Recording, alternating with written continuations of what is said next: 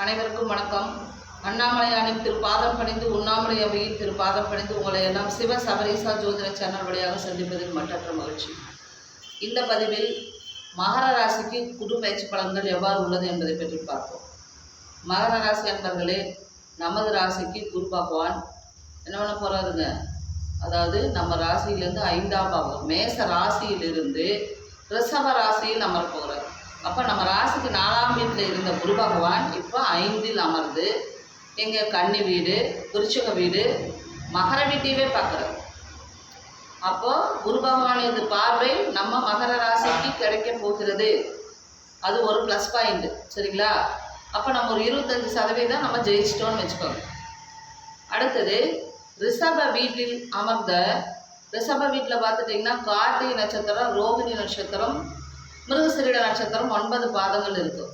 அதே போல தான் மகர ராசியில் உத்திராட நட்சத்திரம் 3 பாதங்களும், திருவோணம் 4 பாதங்களும், அவிட்ட நட்சத்திரமும் இருக்கும், சரிங்களா? அவிட்ட நட்சத்திரம் 2 பாதம் இருக்கும்.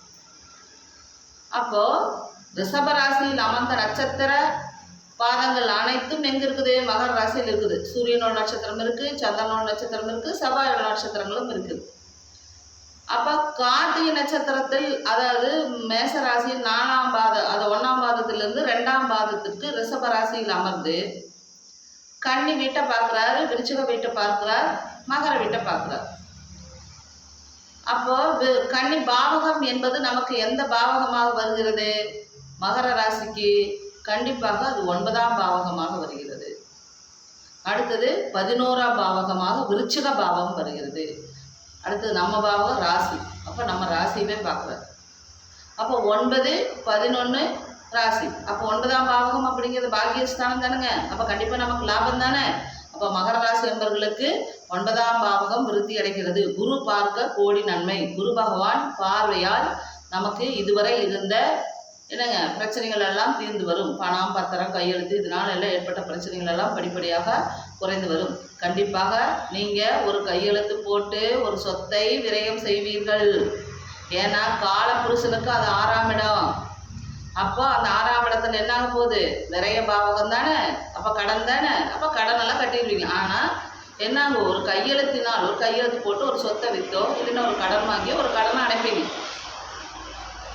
அடுத்தது விருச்சிக பாவகத்தை பார்க்கிறார். விருச்சிக பாவகம் கால புருஷனுக்கு 8, நம்ம ராசிக்கு 11ஆம் பாவகம். ஆக நம்ம வீட்டில் சுப விரயங்கள் ஏதாவது செய்யலாம், சரிங்களா? ஒரு இடம் வாங்கலாம், வாகனங்கள் வாங்கலாம், எலக்ட்ரானிக்கல், விருச்சிகம் என்றாலே எலக்ட்ரானிக்ஸ், டிரான்ஸ்போர்ட், இதெல்லாம் குறிக்கக்கூடிய பாவகங்கள். இந்த வகையில எல்லாம் நம்ம வேலை செய்வீங்க. அதாவது விரயங்களை ஏற்படுது. வண்டி வாங்குவீங்க. டிரான்ஸ்போர்ட்னா வண்டி தானே. அப்போ வண்டி ஏதாவது வாங்கலாம், சரிங்களா? அடுத்தது எலக்ட்ரானிக்கல் பொருள்கள் வாங்குவீர்கள். இந்த மாதிரியெல்லாம் விரய பாவகங்கள். அந்த மகர ராசிக்கு விருச்சிகம் 11ஆம் பாவகம் என்றாலும் அது பாதகஸ்தானம், சரிங்களா? அப்போ என்னாகும்? விரய பாவகமாகத்தான் போகும்.